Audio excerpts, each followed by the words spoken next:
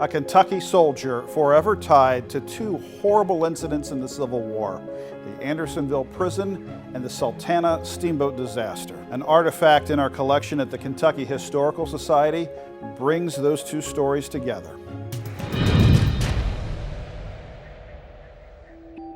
Well, the Kentucky Historical Society is really lucky to have a number of objects in our collection related to prisoners of war, and a couple of those pertain to POWs who served in the Civil War. One very unique item we have is a wooden block that was carved by a Union soldier in the 6th Kentucky Cavalry named Edmund Parrish. And Parrish had been captured late in the war and was confined at Andersonville prison in Georgia. And while he was there, he ended up carving an ornate wooden block. Spending his time, he was probably bored, probably hungry, so he filled his hours by carving this block. The block includes names of battles in which he probably participated in Tennessee, also has an eagle and a shield on it.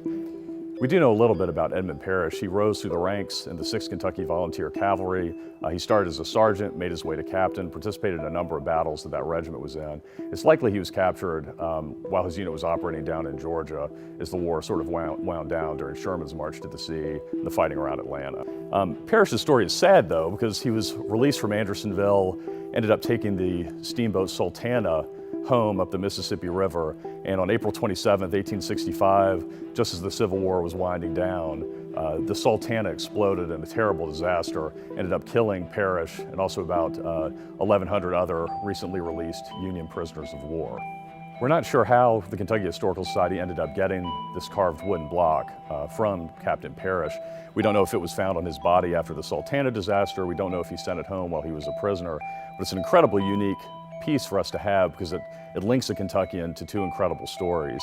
First, there's the story of the Andersonville prison in Georgia, which was a notorious Civil War prison, and the second being the explosion of the steamboat Sultana, which still stands as the worst maritime disaster in U.S. history. To learn more about this Civil War artifact, visit us online at history.ky.gov. From the Kentucky History Center and Museums in downtown Frankfort, I'm Doug High.